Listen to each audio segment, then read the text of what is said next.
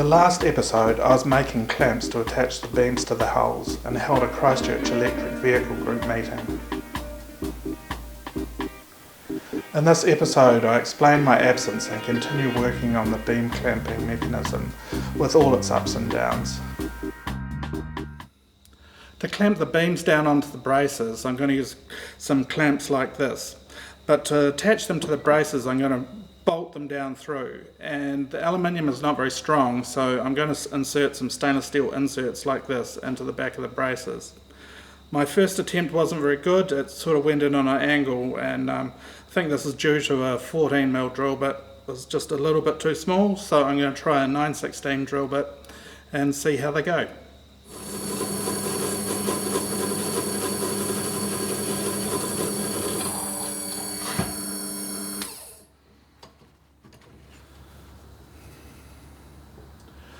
My plan was to use some stainless steel inserts that I would press into the back of the braces, something like this, and these would be used to bolt the clamps on that hold the beams across the two hulls.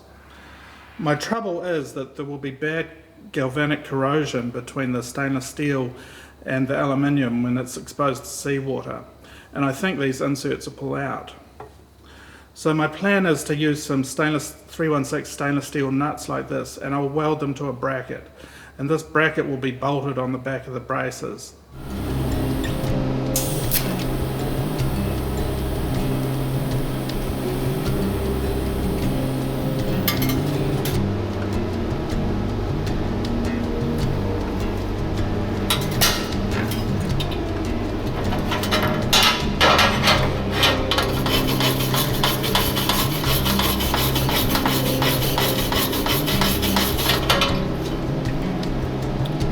That looks pretty good. I'll do the other side now.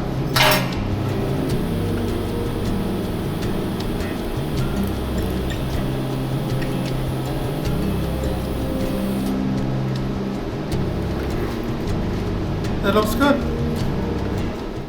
And I had my first go at welding 316 stainless, and the results have come out pretty good.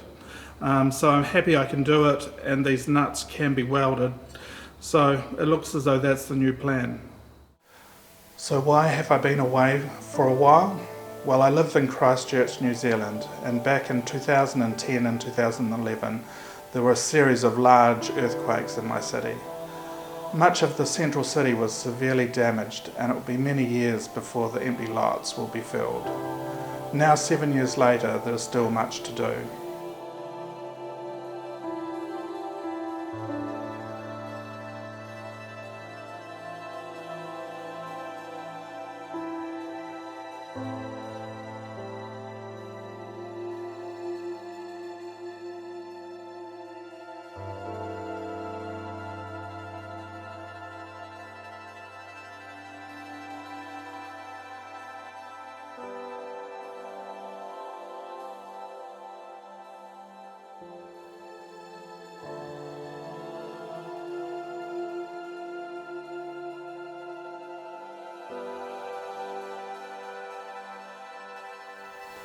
This is a section of the fault line from the first earthquake. In suburbia, there are now large areas of red zone land that are now unsuitable to build on and have become large parks, with larger trees showing where the houses used to be. The earthquakes damaged my house to the point where it was uneconomic to repair, and the house had to be demolished. Fortunately, the house insurance covered most of the costs of building a new house, but the process took a very long time to work through, and my house was finally complete in November.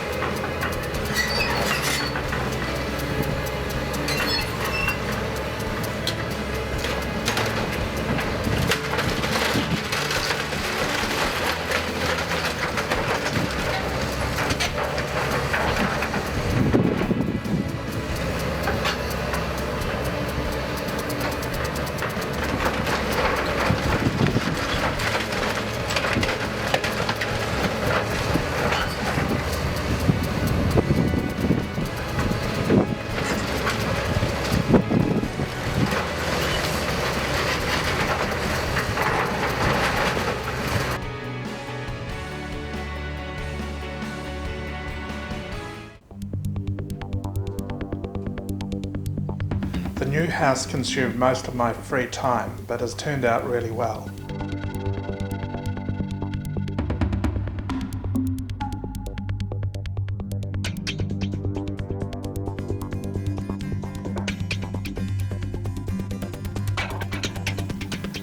The solar panels have now been installed. They consist of 18 260 watt panels with microinverters attached under the panels.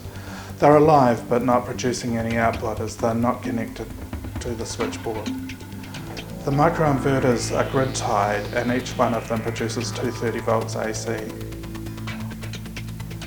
This system differs from the solar boat where pairs of solar panels will be connected in series producing 70 volts DC, which will be reduced down to 48 volts DC through a charge controller. This will run the motor and charge the batteries.